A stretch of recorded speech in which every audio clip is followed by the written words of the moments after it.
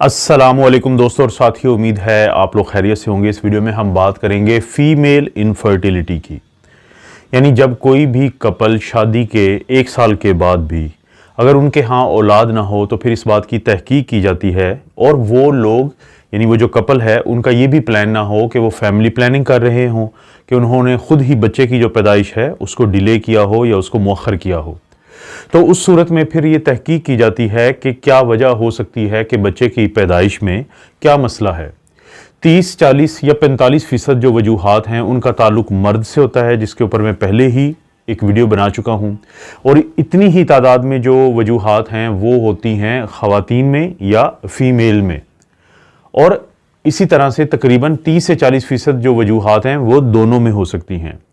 इसलिए कहा जाता है कि जब भी हम किसी इनफर्टिलिटी को या बच्चे की पैदाइश ना होने को हम तहकीक करते हैं तो हमें मर्द और औरत यानी मेल और फीमेल इनफर्टिलिटी दोनों को एक वक्त में तहकीक करनी चाहिए।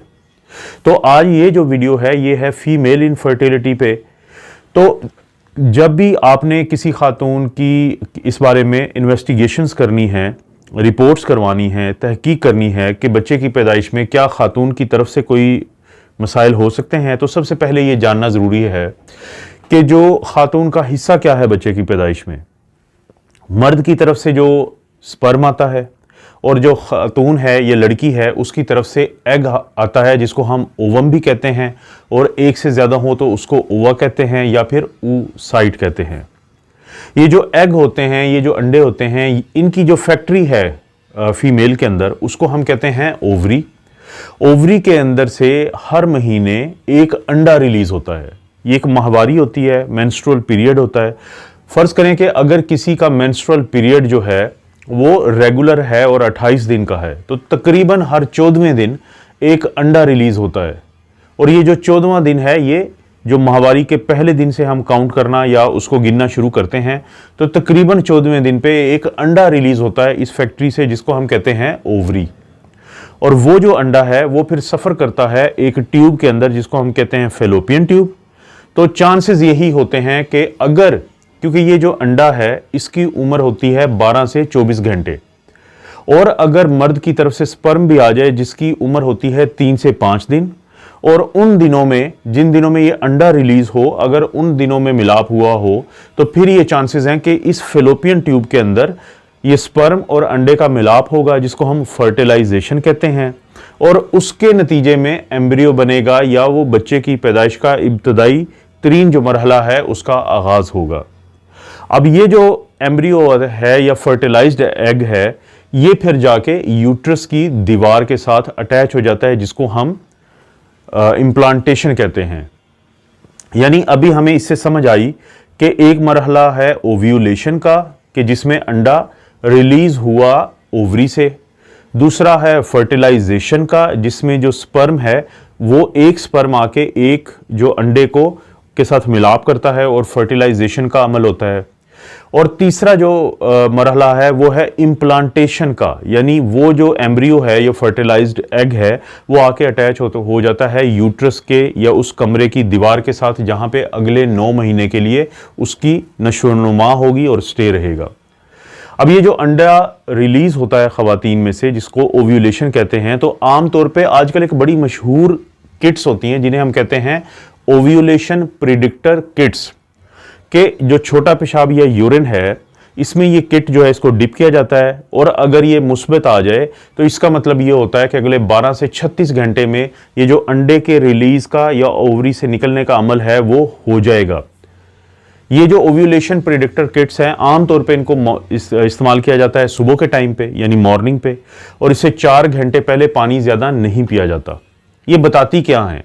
ये जो ओव्यूलेशन प्रिडिक्टर किट्स हैं एक हार्मोन होता है जिसको हम कहते हैं LH या ल्यूटिनाइजिंग हार्मोन, जो आता है हमारे दिमाग के एक हिस्से से जिसको हम कहते हैं anterior pituitary gland. Pituitary gland है और उसके आगे के हिस्से को कहते हैं एंटीरियर पिट्यूटरी ग्लैंड। और ये जब हार्मोन रिलीज होता है यानी ल्यूटिनाइजिंग हार्मोन, तो ये हार्मोन हमारा जो ये ओव्यूलेशन का अमल है, अंडे के रिलीज का अमल है, उसको कोशिश करता है कि वो वकूअ पज़ीर हो जाए, या LH के बाद फिर ये अंडा रिलीज होता है। तो इसलिए अगर किसी का ये जो ओव्यूलेशन प्रिडिक्टर किट्स पॉजिटिव हो तो इसका मतलब है कि अंडा रिलीज होने वाला है, तो ये वो टाइम होता है कि जिस पे मिलाप ज़रूरी है। एक तो ये बहुत अहम बात है कि ओव्यूलेशन प्रिडिक्टर किट्स के बारे में जानना ज़रूरी है ख़वातीन के लिए। इससे पहले ये करते थे कि बेजल बॉडी टेम्परेचर एक चीज़ है कि जिसको हम फॉलो करते थे ये जांचने के लिए कि किसी की ओव्यूलेशन यानी अंडे का जो रिलीज का अमल है ओवरी से वो होने वाला है या नहीं। ये जो बेजल बॉडी टेम्परेचर है अंडे की रिलीज से कुछ देर पहले ये कम हो जाता है जिस्म का दर्जा हरारत, लेकिन अंडे की रिलीज के 24 घंटे के बाद और जो बॉडी का टेम्परेचर है खातून की वो बढ़ जाता है और फिर कुछ दिनों तक वो टेम्परेचर बढ़ा रहता है, तो इसको हम कहते हैं बेजल बॉडी टेम्परेचर। लेकिन जो ये ओव्यूलेशन प्रिडिक्टर किट्स है इन्होंने आने के बाद बेजल बॉडी टेम्परेचर का किरदार किसी हद तक कम किया है। इसके अलावा कुछ फिर अलामात भी होती हैं, यानी अंडे के रिलीज के बाद और जो अगली माहवारी के आने से कुछ दिन पहले जो लड़की है या खातून है उसमें कुछ सिम्टम्स आती हैं, तो वो जो अलामात होती हैं जैसे सर में दर्द होना, पेट में दर्द होना और बेचैनी होना, गुस्सा ज़्यादा आना, मूड का डिस्टर्ब हो जाना, नींद की खराबी होना, तो ये भी अलामात बताती हैं कि ओव्यूलेशन का अमल हुआ है। इसी तरह से हमारे पास एक और चीज़ है कि अगर हम ये जांचना चाहते हैं कि ओव्यूलेशन या अंडा रिलीज हुआ है या नहीं, तो तीसरे दिन पे यानी 14 दिन के बाद 3 दिन के बाद फिर हम आमतौर पे एक चेक करवाते हैं मुख्तलिफ किस्म के हार्मोन, जिसमें एक है ईस्ट्रोजन हार्मोन। अगर किसी का ईस्ट्रोजन हार्मोन बढ़ा हुआ है यानी ओव्यूलेशन के 3 दिन के बाद, तो इस बात के चांसेस होते हैं कि ओव्यूलेशन वाकईतन हुई है, क्योंकि खातून के जो इब्तदाई दिन होते हैं माहवारी के उन दिनों में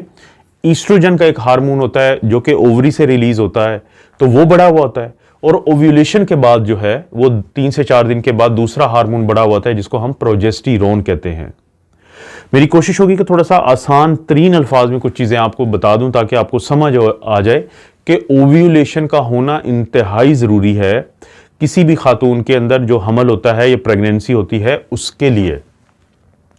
तो एक तो वो ख़वातीन जिनके अंदर ओव्यूलेशन का अमल बिल्कुल भी ना हो, यानी उनके अंदर अगरचे अंडे मौजूद हों उनकी ओवरी के अंदर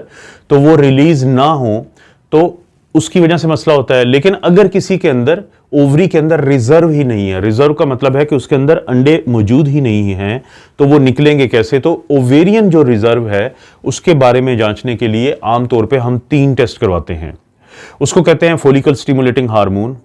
उसको हम कहते हैं जो मुलेरियन एक बेसिकली एंटी मुलेरियन हार्मोन, और इसी तरह से हमारा जो तीसरा हार्मोन होता है उसको हम ईस्ट्राडायोल कहते हैं।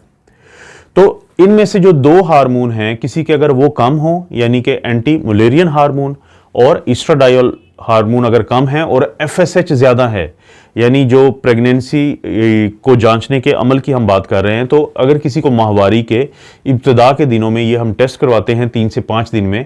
तो उसके बाद हम ये कहते हैं कि इस औरत के अंदर चांसेस यही हैं या इस लड़की के अंदर कि जो ओवेरियन रिजर्व ही कम है, यानी जो अंडे हैं वो ज़्यादा मौजूद नहीं हैं। यही वजह है कि एफएसएच ज़्यादा है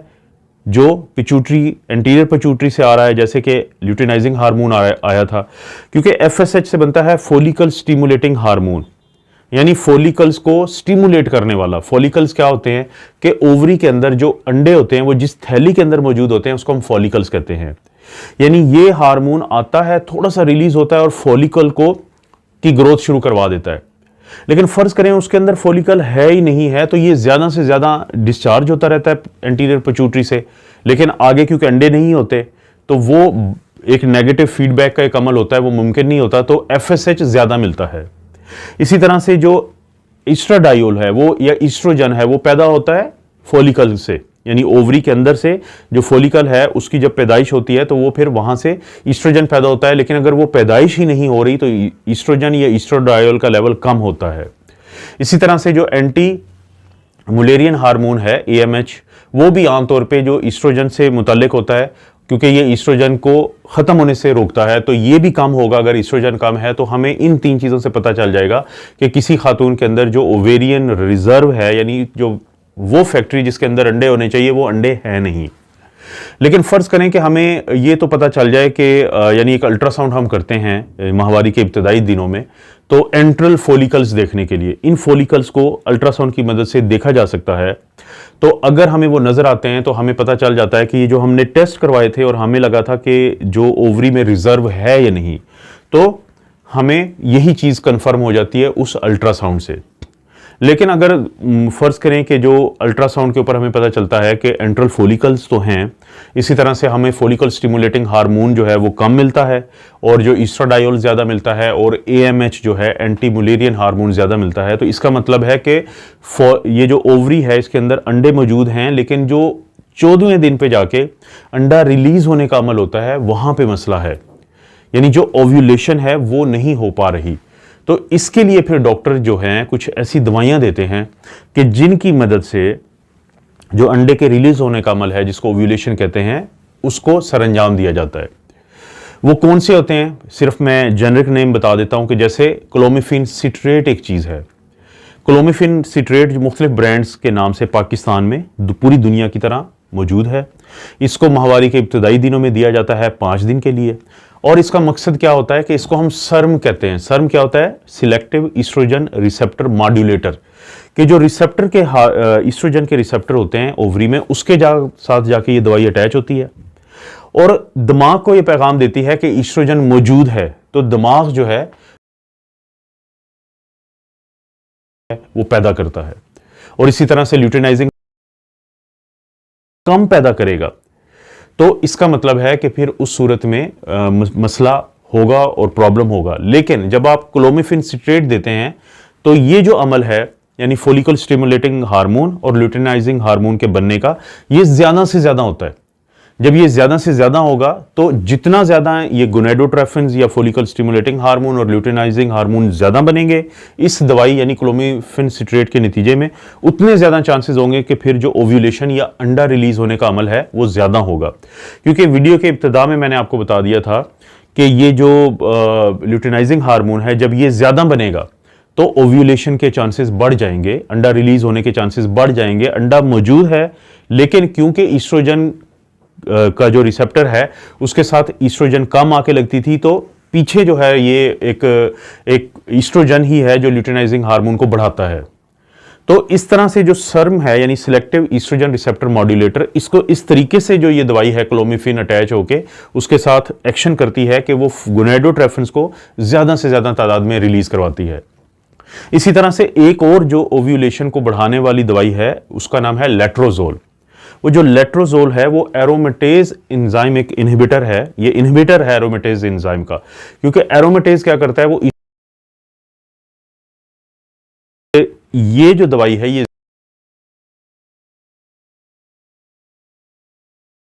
अमल होगा जो क्लोमिफेन ने फिर किया था कि ज्यादा से ज्यादा गोनेडोट्रोफिन रिलीज होंगे, और जो गोनेडोट्रोफिन फिर मुमकिन बनाएंगे, ल्यूटेनाइजिंग हार्मोन खास तौर पे मुमकिन बनाएगा ओव्यूलेशन या अंडे के रिलीज होने के अमल को। लेकिन अगर फर्ज करें कि किसी खातून में, क्योंकि हमने जो टेस्ट चेक करवाने होते हैं उसमें फॉलिकल स्टिमुलेटिंग हार्मोन है, उसमें ल्यूटेनाइजिंग हार्मोन है, उसमें ईस्ट्राडायोल है, उसमें प्रोजेस्टेरोन का लेवल है, एक खास दिन में आके यानी ओव्यूलेशन के बाद का मैं बात कर रहा हूँ। इसी तरह से फिर हम जो ये और एंटी मुलेरियन हार्मोन है, तो जब हमने ये टेस्ट करवाए या आपका डॉक्टर जिससे आपने मशवरा किया है उसने ये टेस्ट किए, तो अगर इसमें फॉलिकल स्टिमुलेटिंग हार्मोन कम है तो हमारे पास फिर कुछ दवाइयाँ होती हैं जिसको हम रिकॉम्बिनेंट FSH कहते हैं। लेकिन अगर FSH और LH दोनों कम हैं तो फिर हमारे पास गोनेडोट्रोफिन्स हैं जिनको हम कहते हैं ह्यूमन गोनेडोट्रोफिन्स। तो ये जो दवाइयाँ होती हैं इंजेक्शंस की शक्ल में, ये फिर खातून को दी जाती हैं ताकि ओव्यूलेशन को या अंडे के जिस्म ओवरी से बाहर आने के अमल को मुमकिन बनाया जा सके। लेकिन जैसे मैंने वीडियो के इब्तिदा में बात की थी कि ओवरी होती है, ओवरी के साथ फिर फेलोपियन ट्यूब है, फेलोपियन ट्यूब से आगे फिर यूट्रस है जहाँ पे जाके जो बच्चा है वो जुड़ जाता है उसकी दीवार के साथ। लेकिन फर्ज करें अगर इनके अंदर कोई मसला है, एनाटॉमिकल प्रॉब्लम है, इनकी एनाटमी का, इनकी साख्त का कोई मसला है, तो उस सूरत में फिर क्या करते हैं कि फिर इसको जांचने के लिए हमारे पास एक तो पेल्विक अल्ट्रासाउंड होता है कि हम जो पेल्विस होती है उसका अल्ट्रासाउंड करते हैं ताकि इन ऑर्गन्स को देखा जा सके।